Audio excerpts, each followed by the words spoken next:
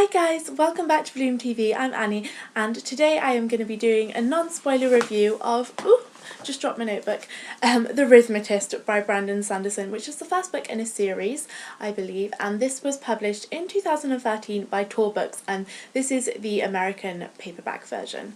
So this is a kind of alternate America, kind of early 20th century alternate America setting, but it's a fantasy book, and in this world which the story takes place in, Rithmatics is the form of magic, and these are kind of chalk drawings which only Rithmatics can do, but they kind of draw these chalk drawings, either defensive or offensive ones, to have battles with each other, and there is this massive force in the middle of the land, or kind of like the land as a whole, where these like wild chalklings exist, and they're trying to be contained in the centre of this land by the Rithmatics. And basically this is set in a school on the very kind of or more edge of the land, where Rithmatics are trained in this skill to draw these chalk drawings so they can go off to the centre of the, I think it's Nebraska, where the wild chalklings are, and fight them and try and defeat them, and this has been an ongoing battle.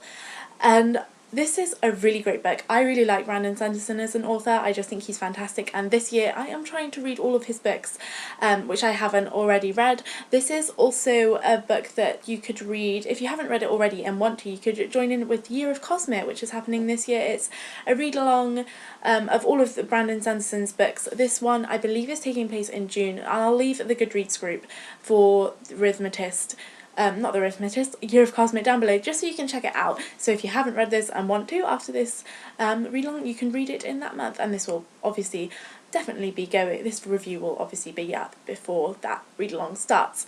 So I just wanted to talk about different things. I also forgot to mention at the beginning, I gave this 4 stars. It was a really solid 4 stars book for me. It wasn't like a 3.75 or a 4.25. This was just a solid 4 stars, and I really enjoyed it.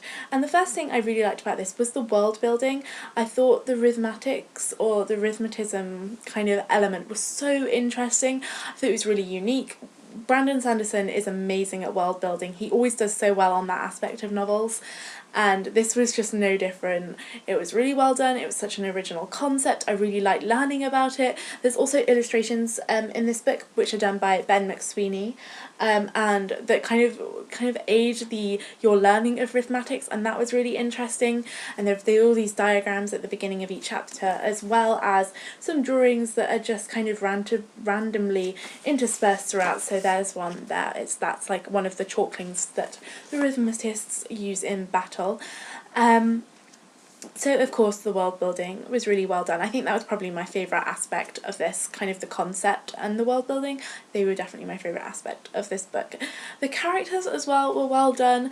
I don't think I've liked them as much as some of other Brandon Sanderson characters. Joel, who is the main character, he's a student at this Rithmatist school. If I didn't fully explain the plot before, Joel is at this Rithmatist school on the edge of the land, and he is not a Rithmatist, sadly, but he is fascinated by Rithmatics, and at his school things start going wrong and Rithmatics students are being murdered, and it's all very suspicious, and Joel kind of gets involved in the investigation, finding out what's happening and where are these Rithmatic students disappearing to, or are they being murdered, because there are no bodies left on the crime scene. And Joel as a character was really interesting. I didn't think he was that well developed. I mean, he was well developed, but he didn't have a great character progression throughout the novel. I didn't really form an amazing connection with him, but I think his passion for Rithmatics really shone through the novel, and his kind of interest and fascination with this science really was a good aspect of the novel that I enjoyed. You could kind of really see his enthusiasm for it, and I liked that in this book. The writing, as normal for Brandon Sanderson, was awesome. He writes so well. It's not like a really distinct writing style, I just think he writes well, and you can kind of tell he does have a kind of very subtle, distinct writing style, if that makes sense. And it's really engaging and fast-paced, and just overall a well-done writing well done writing. Yeah, you can say that. The plot as well was really great. It had lots of twists and turns. There were two major plot twists near the end, which I just did not see coming. When Brandon Sanderson always does this to me, he just rips my heart out with his plot twists, and I'm sitting on the floor crying because he is stamping over my heart with how he kind of just, all the plot twists. They were really well done. I really didn't see them coming, but as I said, that's normal for me and Brandon Sanderson. Just really fast paced. The mystery element was done really well. I just loved that about this. I haven't really seen Brandon Sanderson do a kind of murder mystery before, and the way he did this was really great, and I'd love to see him doing something like that again. And just overall, the plot was really well paced throughout.